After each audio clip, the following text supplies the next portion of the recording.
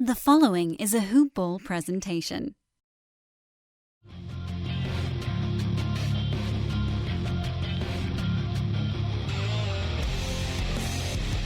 Welcome to the Fantasy NBA Today podcast. Well, there's nothing fantasy relevant we got to talk about today, right? We still got 5 days. 5 days till free agency. The rumors have largely stopped swirling. We'd have a trade on Monday that I guess we'll have to talk about, but it is award show Tuesday here on Fantasy NBA Today, which for one day and one day only we can just call NBA Today. I am Dan Besbris, co-host. That's right. Don't treat yourself like a guest, Neil. The great Neil Rochlani. At Ball with Neil. Neil's Orange Balls on Twitter. That's not true. Good morning, friend. Good morning. How are you, Mr. Besbris? How's the belly? The belly is never good. I almost feel like I needed to have my belly stuff when Brandon is doing the show, because literally every single time I do a show with Brandon, I have something going wrong with me. And last week I did a show with him and I was healthy, and he was he was staggered. He stepped backwards and almost swooned. He couldn't believe it. So you got ailing down. I don't know, man. This is the life of the Ashkenazi Jew. I have a very weak digestive system. It was made for, I honestly don't know what. Exclusively matzo ball soup. And so anytime I eat something else, there's a chance it might throw things into a state of tumult. And that's where I am right now. But I'll be all right.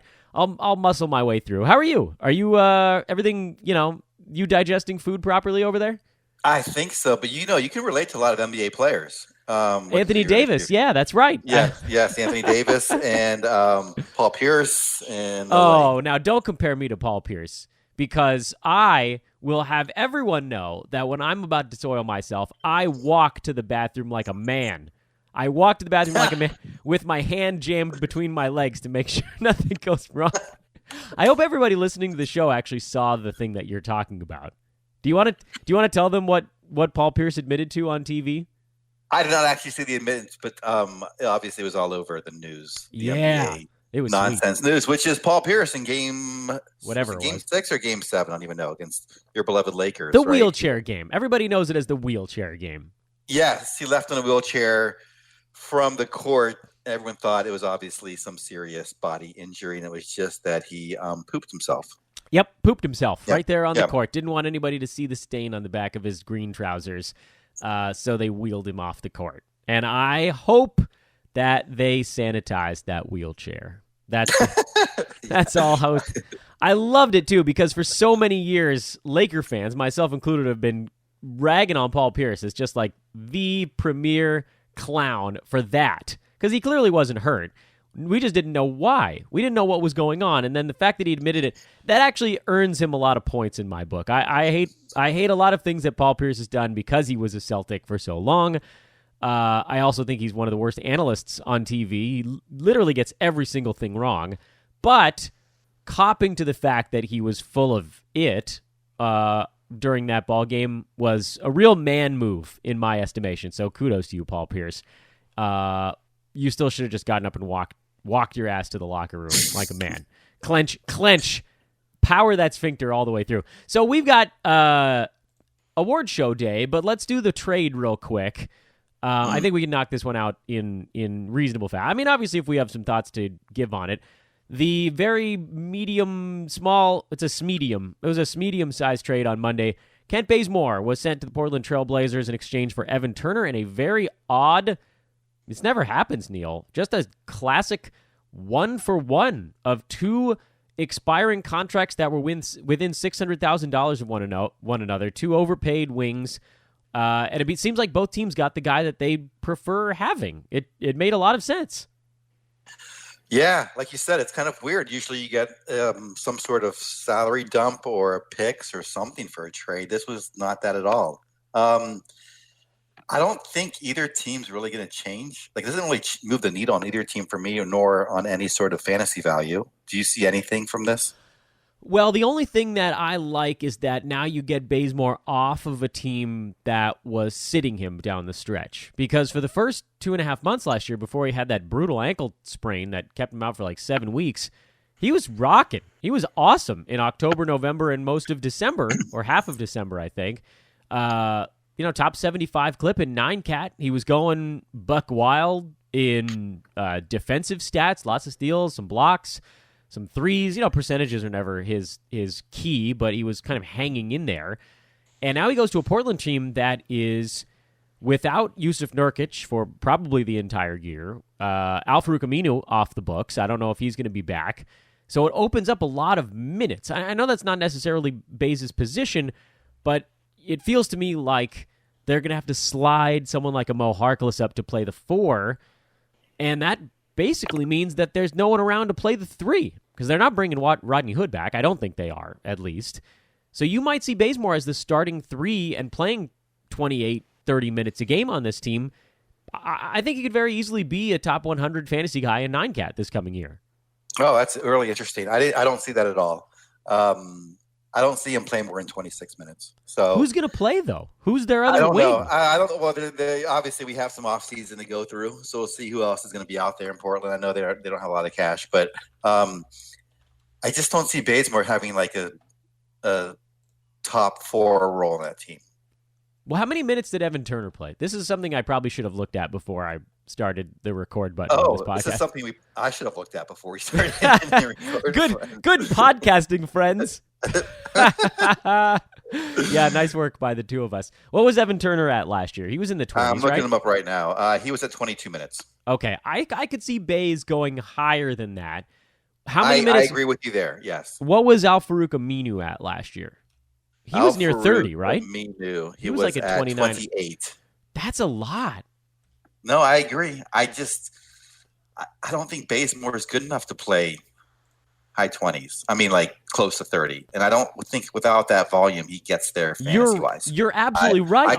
I could be wrong about that. No, you're right, though. You're right. You're just right for a team that has anybody else on the wing. And I don't know that the Blazers do right now. What the hell? Yeah, I agree. We'll see where they go. All right, let me look at their the Portland Trailblazers roster. Other potential wing players are Jake Layman. That's it. That's Jake really Layman. Wait, we know Hood's not coming back for sure? They could potentially. I'd be kind of surprised. I assume he's going to probably go want to make some more money elsewhere if such a contract is tenured. What did he make this? He made like $3 or $4 million this last year, right? Oh gosh. So he would be the one. If Rodney Hood comes back, I'm gonna leap head first into your camp on this one. I'm diving straight into Baze is not going to be playing enough to make a difference pool. If Hood is gone, then you got Baze and Mo Harkless, who are basically going to have to deal with almost all of the power forward and small forward minutes. Because Zach Collins, Myers Leonard, those guys have got to be playing center, I would think. Yes. And then you work your way down the list, and I think you're looking at like their draft picks, who you know how much I pay attention to rookies, but to me that's not that big of a. This is a team that's still going to want to win next year, and so I don't think they're going to be playing the rookie over Mo or Baze. And you're right, Bazemore is not that great of an NBA player, but he just went to a team where there's literally no one else at his position. Yeah, I mean, I think if the regular season started tomorrow, I would draft him. I just want to see how they fill out the roster. I'm Curry, assuming is going to be gone as well. I believe so. Yeah. Yeah, he'll take more money elsewhere. Yeah, I don't know. They started Jake Layman a bunch last year. Let's see if he's higher on their depth chart than we expect. Maybe he's the guy. Maybe he's the guy. I don't know. You're right. When Bazemore had a prominent role with Atlanta, he was fantasy worthy. I just don't. We'll see how much of a role he has in Portland. By the way, cautious, though. I don't know if you could hear that noise in the background. Everybody listening will. That was me trying to pull up Jake Layman's stats, and of course, one of these dumbass web pages decided it needed to play a Jake Layman highlight reel in the background. So thanks, internet. For ruining the front end of as if me talking about my bowels didn't ruin the front end of a podcast. A video of Jake Layman certainly will. Yeah, I mean, we'll see how the rest of the offseason shakes out. I know that they're fairly cash strapped, but I don't know if anybody else can play for that team that they've got right now. The reason I like it, and I'm not going to get into too deep because I don't know where, it depends on how things shake out, like you said. I I actually almost like Bazemore more if he's not being required to handle the basketball, because he is turnover prone. When Atlanta was using him as kind of like the backup point guard when Trey was out, too many turnovers, not enough efficiency there. If you get him off the ball, which he would be in Portland for the most part, it would be a lot of slashing, open looks at three, and a ton of defensive stats. And you know how much I like defensive stats. It's kind of my wheelhouse. And I almost don't care if he scores like 9 points a game. If he's getting me, like 1.5 steals and half a block, I'll throw a no man's land pick at him. Could you argue with me if I took him at 100? Oh, once you get past 100, you could take anyone you want, Dan. I think it's pretty much at that point. Crapshoot. Do you know what I'm saying, though? That is a glowing review. Well, no. I'm just saying that usually by the time I get to the last 3 picks, I'm probably dropping for my bottom 5 picks. Yeah, that's probably true. Yeah. So I don't think there's anything wrong at that point, like the 9th, 10th round, take anyone. Is he just, you know what? Is it just me getting a little bit too old manny? Is that what's happening now? Oh, yeah. He definitely fits that category. I forgot. This guy could be an all-star in your team. Yeah, he's an old man all-star. Yeah. Old man squad. The Dan Besbris old man squad, the D-bombs. There will be throwing Kent Baze into that mix, most likely. I don't think people are going to take that long of a look at him because he's incredibly boring from a fantasy standpoint. But I'm cool with him. He's an old man squad guy. We'll see how this offseason shakes out. On the other end of this, I thought it was funny. I mean, yes, there's some obvious reasons why Atlanta would want Evan Turner. He's a much better ball handler than Baze. He's could function as the guy that sort of runs the offense, kind of point forward when Trey is on the bench. I thought it was funnier, Neil, to just picture this as Atlanta trying to figure out a way to shed $650,000 at a time. And this was like step 1. So now they go out and they try to find somebody making like $16.9 million, and they trade Evan Turner for that guy. And then, July 8th, they go find somebody making 17.2, and they go trade that other guy for that dude. I know that's not what's happening. That just feels to me like a fun way to try to save money. And I get it. That's a stereotype, and I'm okay with it.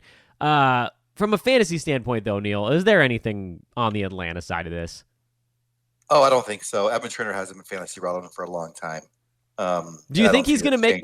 Do you think he's going to make me look like a total jerk by saying you'll never see him get another triple double and then doing it the next day again? Oh yeah, no. Obviously, when there's like depletion on the team and he's out there doing everything, obviously any guy can fill in and have great nights, but it's not going to be without injuries before he gets an opportunity, I think, that really shine. I appreciate you trying to make me feel better on that. No. You should feel better. Of course. We saw triple doubles we've seen incredible games from guys who it's unsustainable. So it wasn't. He got me. That's really what it comes down to. I'm willing to admit, because he had that first triple double and I said, well, we'll never see this again. And then he did in the very next game, just to stick it in my face. So I owe Evan Turner a massive apology. But no, you're 100% right. There's nothing to this on the fantasy side of him going to the Atlanta Hawks. It kind of doesn't matter how many minutes he plays. He just doesn't have fantasy game. Let's talk awards show, Neil. Where do you want to start? I'll let you. We'll just trade off. You pick the first one, I'll pick the second one, and we can yell about it. This will be like First Take. Just like First Take. Yeah, just like it. All right. I'm going to go with let's go with MVP, right? Ooh. Do you want to go backwards? I don't care. We'll go whatever direction we want. Most people listening to this podcast just they got nothing to do. They're bored out of their mind, so they're stuck with us regardless. We'll go MVP. Right, so I think MVP is obviously the biggest award, and maybe I thought it was a done deal, but you said you had different thoughts, so I'm curious to kind of walk this through with you. Yeah. So I've said it on this show before. I would have, if I had a vote, I would have voted for Giannis. So it's weird. What I'm about to say might not make logical sense to those listening. I thought that I would vote Giannis, but I thought that the story arc was going to push it to James Harden. Frankly, I was surprised because so many times we've seen these MVP awards go to the guy that is the story, but not necessarily the guy that is actually the most valuable player. Giannis was the most valuable player this year, so he deserved this award. But James Harden did, quote unquote, the thing, which was score 40 points in a row, 40 points in a game in a row for whatever it was. I forget the exact number. It was like 16 or 7. Maybe it was more than that. He broke the record. And so it reminded me of a couple years ago when Harden lost the award to Westbrook. Harden was actually the more valuable player that year, but Russ averaged the triple-double. And so he got the MVP because he did the thing. And you can go back to sort of like the Steve Nash years where they always want to have the thing or the reason why a guy gets it.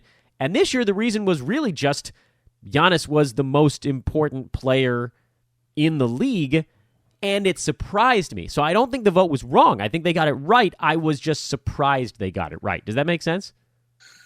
Yeah, no, it makes sense to me. It makes sense from that argument perspective. I had a different take going in. I can go on my whole rant about awards. Yeah, rant. Yeah, so do it, man. This is a podcast. What else are we here for? Yeah, no, I'm not. I'm here. I'm not a very emotional guy. At least not outwardly. Inwardly, there's a lot of emotion. But yeah, you guys don't want to see Neil when he's angry. Yeah, I just throw it all in, and then anyway. Dr. Banner. The whole point of sports is to have objective outcomes. Award show for sports are stupid, in my opinion, because I mean, I understand when you have like best picture, right? Because you're trying to like for the movies, for the Oscars, because there's no objectiveness outside right, but of that. doesn't I feel like we've learned that most of those award shows come down to who kind of fillets the committees. Oh yeah, yeah, those right? are stupid too. Yeah, they but are. At least there's a reason for it. I think I made up. I think I made up a word there. When you play a game, you have objective outcomes, so you don't need awards to vote on things. You play a game. The awards are come from the game itself. I like this version of Neil, by the way. Angry Neil is my favorite. No, Neil. it's like the dumb. I mean, obviously, it's just done for publicity and to make more money and get more interest in the NBA and the ESPYs and all that. It's just the dumbest thing as far as objectively speaking. All right, so sports, if you had to vote. Anyway, so if you had to vote on the dumb thing, which way did you think? It sounded to me like when what you just said, you figured Giannis was going to get it, and I was going to win. Close. And I mean, obviously, what you said makes sense. The only thing is, and this is why I think it's also the human biases get into awards is because Harden went out the year before. I think that made it easier for the writers not to or whoever votes not to vote for him again. I think if he had not won it the year before, he might have gotten it this year, and not because he was better, but because of the story. And there's so much that goes into awards that are story narratives, not actual based on. I mean, obviously the top guys get it, but who actually wins is often based on more the narrative than the actual performance. Yeah, and that's why I was surprised that they got it right, because it really wasn't the narrative this year. It was just this guy was the best and he won, and that's oddly correct. It's correct, and it's good to see it happen. But it's just, again, it doesn't make any sense to vote on things when you have objective outcomes. Who do you think wins it next year? I know I'm getting way ahead of myself. Who do I think wins it next year? Kawhi, Steph. I'm going with your bowel movement, Anthony Davis. I love that you've joined me in this absurd. I was trying to phrase that better. I'm sorry, it was a little awkward. Yeah, that was awkward. Which of these players I've been watching a lot of Silicon Valley, so I've been kind of the dialogue there is a little rough. So as you were saying it, I was like, which of these players is my bowel movement? I don't know which is good. No, I think everybody's heard my not so conspiracy theory of Anthony Davis's trips to the locker room. But for those that haven't. I believe that Anthony Davis also suffers from a situation similar, maybe like an inflammatory bowel disease. And a lot of his, because sometimes he goes to the locker room and you didn't even see what got tweaked. The ankle looked fine. Looks like he landed fine. I think he might just be like, oh, damn, I really shouldn't have had, like, whatever it is, that scoop of ice cream at 3:30. That's not sitting right. And so I'm not that worried about him. That's why I'm not worried about him, actually, this coming year in L.A. I think that... I don't know. I mean, are the toilets at Staples Center closer than they are in New Orleans? He's going to be fine. No, I don't think he wins it because you're never going to win it if you're playing alongside LeBron, right? That's where I'm going out of the box. I really think the Lakers have it. I think we'll see how they ran off the team. I think they're going to be one of the best teams in the West. I think Anthony Davis is going to have a ridiculous year. I don't know if we'll get it. You're right, because LeBron's going to have a great year as well if he's on the court. I just think they're going to be among the top 3 or 4 teams in basketball next year if they round out their team properly. So. Yeah, this is going to be a lot of fun, actually. Here's some of the they're not even really dark horses. These are just some of the names that I think you should look at that are not the usual guys. If you take the Hardens, the Giannis's out of the picture, I don't think you go Kawhi because I think they're going to load manage him anywhere he goes. I think you could look at a guy like a Joel Embiid. If Philly takes a step, Steph Curry, if the Warriors play well with everybody hurt, would be a nice storyline guy to get it. And then maybe like a Jokic if Denver somehow manages to grab another 2 seed or even a 1 seed out west. But that one would be a tough one because he runs like I run, and those guys generally don't win MVP. He's a lot better at basketball than all of us, but let's be honest, he runs like we run, right? He doesn't pass the MVP eye test. Right, and so there needs to be, I think, a little bit of that. Or Paul George is actually an option. I forgot about Paul George. I don't see that happening. He did get third place this year. I think Russ will sabatage that effort. Yeah, probably. Maybe Russ gets hurt, though. If Russ gets hurt, you can see Paul. Maybe. I don't know. I don't know what. Man, there are a lot of these guys bouncing around that could get it outside. I think maybe you go Steph Curry and just hope, but that one's a little bit too obvious because that one you're going storyline. In any event. I think it's too. Oh yeah, can I just give my 2 cents on Steph? Yeah. It goes back to he's already won it twice, and I don't think they're going to be a top 5 team in the West. So yeah, that makes it tough. And OKC might not be a top 5 team in the West either. Yeah. So I'd like it's to hard see to win it. win It's hard to win it when you're not a top 2 or 3 team, right? It is when you're top. And so yeah. I would like to see Dame win it, but I don't think that's going to happen. Oh God, that would be great. Yeah, that'd be great. I would love to see him win it too. He's a dark horse as well, but yeah, it's not going to happen. He would be a great story to see, for sure. It would be a cool story. Probably not going to happen, though. I will go Coach of the Year. Coach Bud, the winner this year of Coach of the Year, which makes sense. He obviously took a Milwaukee team that was good last year and made them great. I would have, and I don't even know if my guy got many votes at all, I actually really liked Terry Stotts for Coach of the Year because I think I know everybody's like, oh, they have Dame and not that much changed year over year, but I thought that team was really prime to be a massive stagnation team and just like say, yeah, you know what, we got nothing. And then they ended up 3rd in the West. I thought that was a great year for the Trailblazers.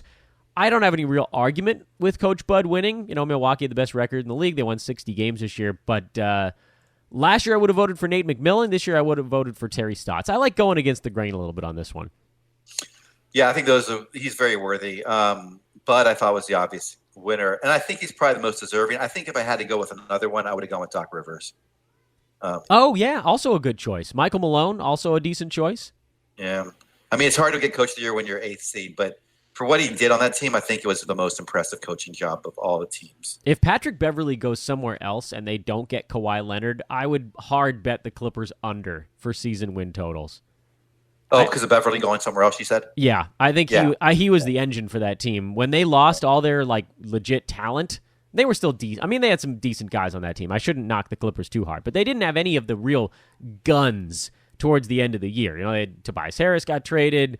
Blake Griffin, obviously not that long ago. Chris Paul the year before that. They kept sending all their pieces away, and they just kept winning. And to me, the reason they kept winning after the All-Star break was Pat Beverley. And obviously Lou Will and Montrezl Harrell were pretty cool too, but the engine on that team was Bev. So I'm looking ahead at futures wagers. Where are we going next? That was Coach of the Year. What's the next one?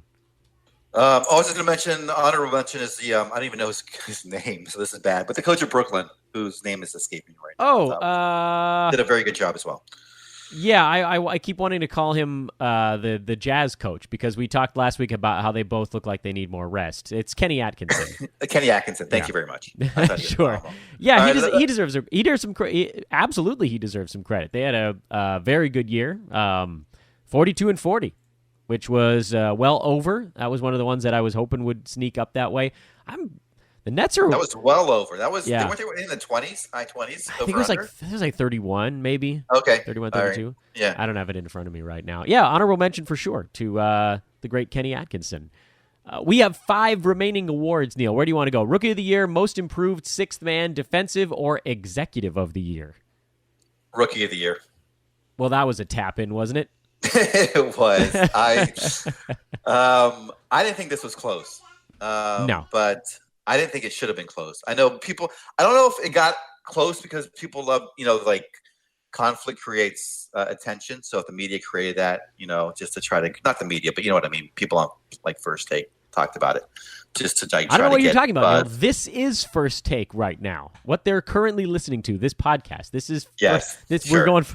We're going full hot take. Yeah, no, this was an easy one. Obviously, Trae Young played much better the last month and a half of the year, but that's not enough to win the award.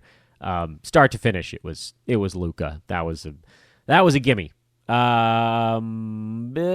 other ones. Well, let's knock out the other gimme. Sixth Man of the Year, Lou Williams. Right? I mean, this is basically an award that should be named after him. Although I will say, I have a mini rant on this one.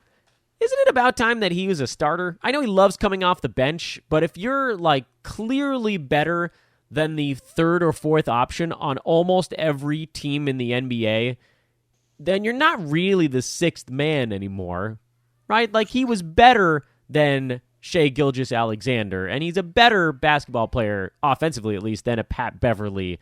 And a lot of the guys that the Clippers trotted out in their starting lineup, Lou Williams was better than that guy. So he wasn't really the sixth man on that team.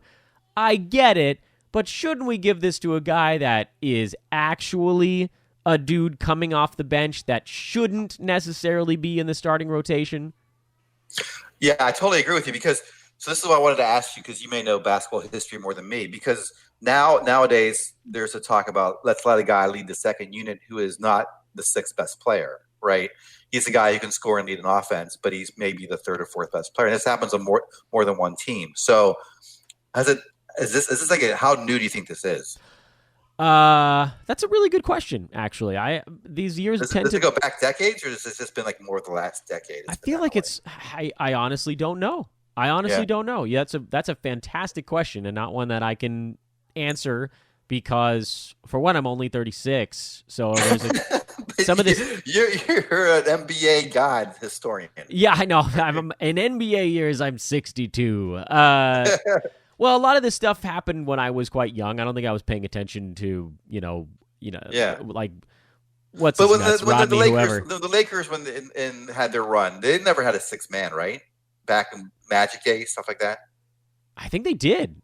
Did they have someone who was really good who came off the bench? Wasn't Michael Cooper their sixth man? Someone's going to correct me on that one. I have no idea. I don't remember the Celtics having anyone come off. I don't remember. Bulls didn't have a sixth man. I'll tell you that much during their run. That's true. Well, when everybody's playing the full 48, it's tough to guess somebody. I don't know when this trend started. When the sixth man was not the sixth best player, but the guy who ran the offense for the second unit. That I feel like is a little bit more recent. I may be wrong, but I think it's somewhat more recent. So it's an outdated name. It shouldn't be sixth man. Okay. It should be non-starter or something. I don't know what they should call it anyway. Or just second MVP second unit or something. I don't know. Yeah. Who are the other? There's some Spencer Dinwiddie was someone who got a few votes on this one, and that makes more sense. He was clearly a sixth man on that team. He was not going to start over Karis LeVert or D'Angelo Russell. He was their third best guard, and so you have to. You can't slide somebody up and play another guy in there. I do think there should be some sort of maybe you don't need to change the name. It just needs to be altered slightly in the way that folks are voting on these things. Because, yes, obviously Lou Williams was amazing coming off the bench for the Clippers, but they really only did that because they wanted him alongside Montrezl Harrell, and he loves coming off the bench and just being able to fire, just go absolutely buck wild. And that's cool. And I love Lou Williams, by the way. I should add that. I have no problem with him winning this thing. He should just also be a starter. Yeah, he's a starter level player. He's just not starting, which, defeats the purpose, I think, of what the spirit of the award is. Anyway. What's next? Did you pick this one or did I pick that one? I think that was me, huh? One. Yeah, sorry. You've been trying to move us along while I'm just kind of dwindling over here. That's all right. Most improved player. This is probably the easiest one, right? Well, let's see. I mean, yes, I think this one was pretty easy, but we have plenty to yell about on this one if we want to. Oh, really? What do you want to yell about? D'Angelo Russell coming in second?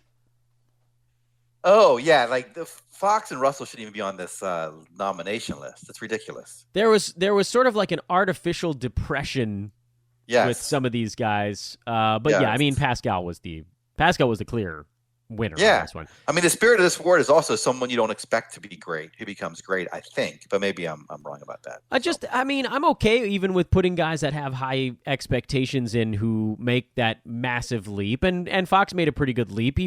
I think he was artificially depressed last year with the Kings.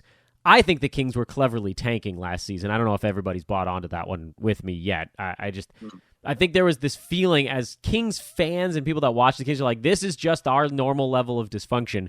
As someone on the outside looking in, I was like, I don't think so. I think they're clearly playing Zach Randolph to lose. And they're like not playing Fox on ball much so that they can lose. And then this year it was like, all right, Darren, go ahead. We're going to try to win some games now because our pick's going to Boston. Have at it. Pascal wins this award because he had no offensive game last year, and this year he was freaking unstoppable on offense. That's crazy, the leap that he made season over season. He deserved this thing by a long shot. D'Angelo Russell, his decision-making got better this year. That was, like, he had a really nice season, but he was, from an efficiency standpoint, things didn't actually get that much better for him. He just stopped making as many boneheaded decisions, and so it looked a lot better, but he's always been pretty good. Oh, yeah, and he's always had the opportunity to be developed. Like, that the team's going to put a lot of resources into making him a good player. Yeah. So that's also like what I think with the spirit is some guy who sort of like claws his way from mediocrity to like, being one of the best players on the championship team, which is crazy. Yeah. So yeah. So, yeah. I mean, the reason that I knock a guy like Russell is his free throw percent was pretty close to his career mark. Field goal percent was like 1.5% higher than usual. He had all these really high numbers. He also played the most minutes of his career, and it wasn't all that close. He took the most shots of his career. So there were all these things where it's just like, and half his team was dead. Karis LeVert was out. Spencer Dinwiddie was. Everybody was gone on the. Alan Crabb was out. There was nobody left around him, so he had to do a lot of stuff, and he definitely got better. But the leap that Pascal Siakam took was just like 3 quantum packs ahead of anybody else in this pack. So yeah, that one was a gimme as well. Rudy Gobert. Sorry, go ahead. No, do you want to move on? I was going to ask you, who would your second choice be then? Or do you have a second choice for most improved? Oh, for most improved. I might have actually gone De'Aaron Fox, which is lame because, again, of that artificial depression. I believe Buddy Hield actually came in 4th. You could give it to him as well. He was great. A couple of guys in the Kings looked excellent in that regard. Did you have some other names on your list? I was thinking Montrezl Harrell. What do you think? Yeah, he should definitely be on that list. Absolutely. Yeah, I thought he should be nominated anyway. We saw what he was capable of when he filled in for Clint Capella in Houston, and the Clippers were finally like, why isn't anybody playing this dude? Yeah. He's like Kenneth Faried, but not terrible on defense. I mean, he's going to be we'll see if he's a starter. I was going to say he's going to be a starter for years to come, but he's coming off the bench as well. So. Yeah, no, seventh man of the year award winner, Montrezl Harrell. Yeah, exactly. But he was phenomenal this past season, I thought. I mean, it was just great. Spectacular. I love it. That's a great pick, Neil. Rudy Gobert won Defensive Player of the Year. I was actually leaning more towards Paul George, but I have no problem with Rudy winning it. Yeah, this was the hardest for me to pick out because this is really where I have to understand the X's and O's much better to understand who's really great on defense. Because you can't go by shot blocks, right? No. You have to go by how much they really changed the other team's offensive approach. Yeah, what's really funny is that the advanced metrics actually show that Rudy Gobert's power forward playing teammate was better at rim protecting this year. Derek Favors. Oh, Derek Favors. Interesting. Yeah. So I think a lot of it is name recognition. He deserves it. Rudy Gobert is a fantastic defensive player. I just thought that this year he took not a step back. He just didn't take another step forward on defense. I think he took a step forward on offense this year. And I thought, like a Paul George or even a Kawhi when he was out on the floor, these guys were just dominant on the defense. Hell, I might have even voted for Pat Beverly if you could just give me the second half of the year. First half of the year, he looked hobbled coming back from his surgery in the offseason. Second half, Pat Beverly, I thought, was the defensive player of the year. Hell, I thought the first month of the season, Lonzo Ball might have been your defensive player of the year. He shut down a lot of really good point guards. So it's a really tough award. It's hard to argue with Gobert, though, because he is really good on defense almost all the time. And so maybe you just, the consistency factor is the one that puts it into play. I want to argue with it. I can't argue with it. I just think I might have gone a different direction. Almost, even if the reason is just to shake things up a little bit. Yeah, I mean, I like what you said about George, mainly because it's usually given to someone who protects the rim, I believe, right? Yeah. It's very rare, not rare, but I say, at least from my recent memory, it's not someone who's on the perimeter, usually. Kawhi, I think, is the wing guy that's won it a couple of times. And, it helps when your hands look like a first baseman's mitt. Oh, God, boy. it's crazy. Yeah. I mean, when people put my hand on Kawhi's hand looks like a baby's hand on my hand. That's how stupid that would look. It's insane. He's a strong man. His fingers are like 18 inches long. That's not fair. He looks like Groot. It's like growing the tree limbs as he's collecting steals. Sorry, I'm getting weird tonight. I may have killed Neil with that one. Last one is Executive of the Year, and I think we both have serious beef with John Horst, the Milwaukee Bucks executive, winning this award. Doesn't it kind of feel like the media just voted for the team with the best record? Yeah, I mean, obviously, work harder. Who did he bring in that was so good? Brooke Lopez. Lopez. And then they got Mirotic at the end of the season. Yeah, that didn't do anything. He was hurt.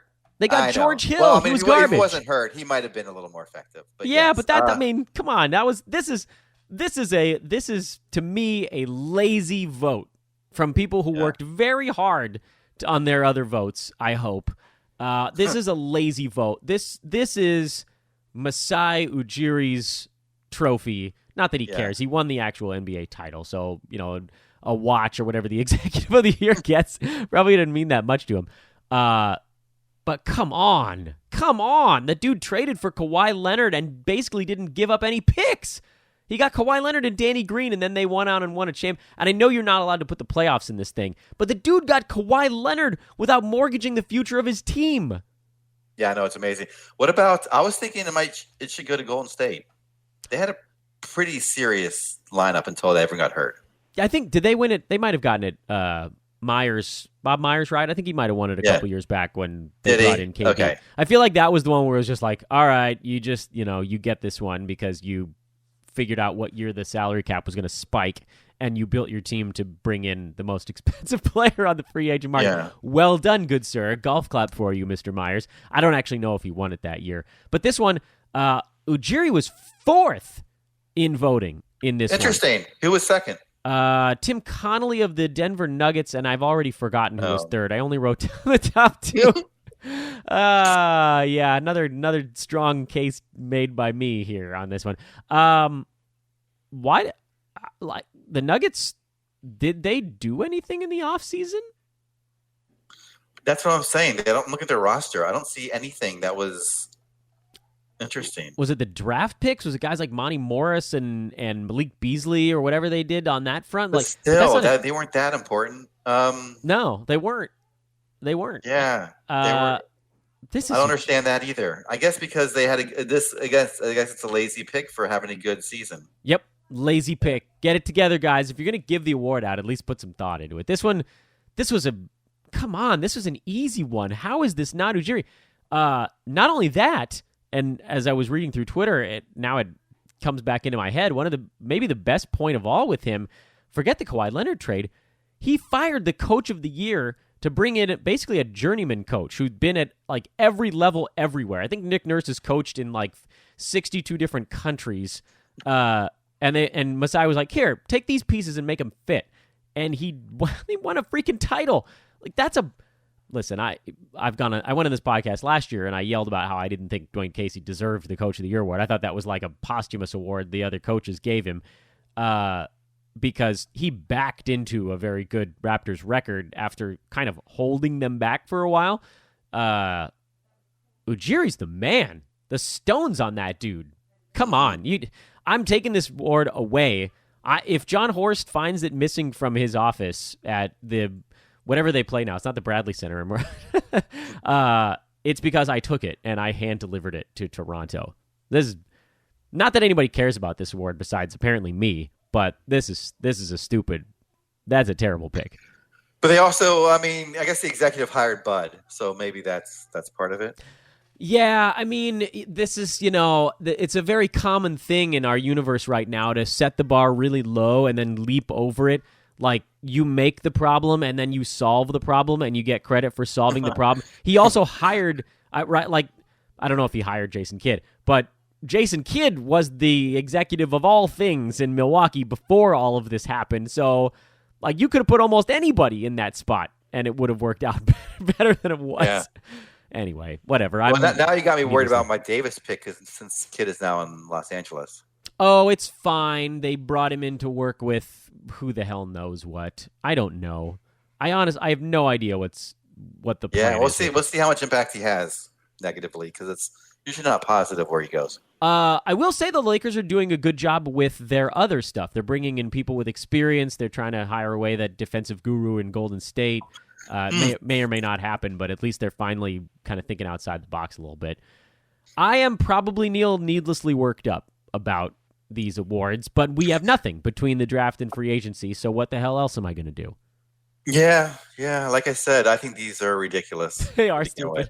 They're so stupid. Yeah. They are stupid. What else you got? And you and I haven't talked in a little bit. Oh, yeah. Gambling. There's nothing to bet on. I know. You betting baseball these days? I don't know anything about baseball. Yeah. How about you? You follow it pretty closely. Yeah, it's a total crapshoot in my estimate.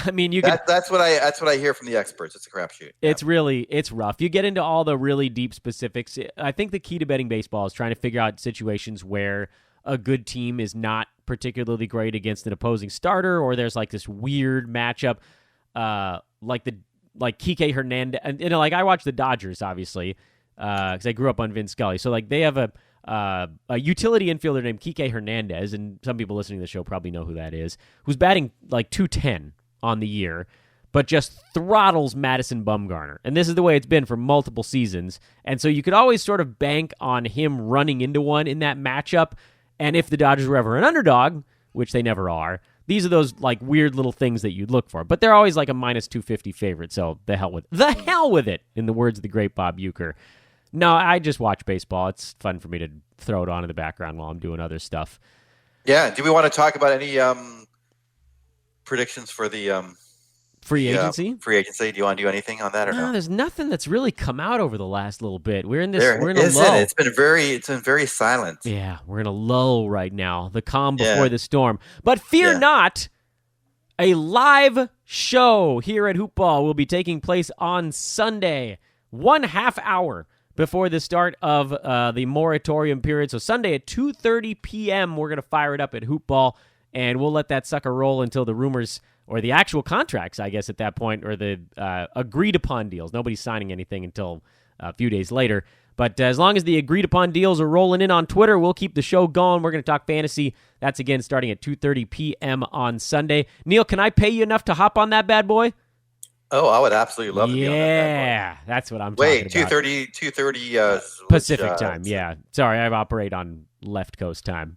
Oh, yeah. If you want me, I'm there. Yeah, we do. The mighty Neil Rochlani. We're not going to be talking award shows. You can call something else stupid. I like angry. I like fired up Neil. This is my favorite. It's just... it's like fired down Neil. I was going to say, yeah.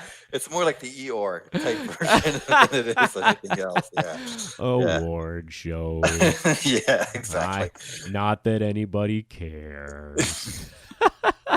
Well, you can follow Neil on Twitter at Eeyore Basketball.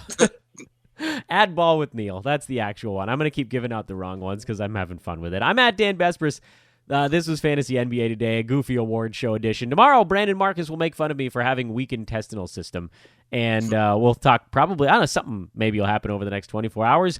I don't know. This is a weird week because once free agency starts, we have something to talk about every day. This is our off season here. on Fantasy NBA today. Neil, do you have a guest lined up for Thursday yet? I'm hoping it's Josh. We'll see. Yeah, the crazy Josh. Yeah. Josh, that guy's a madman. I love him. And then Adrian and Coach will wrap things up on Friday. And then, as I said, Sunday, that'll be our live show. That show will be packaged, by the way. It'll also be the Monday edition here on Fantasy NBA Today. Have a lovely Tuesday, everyone. For Neil, I'm Dan. So long.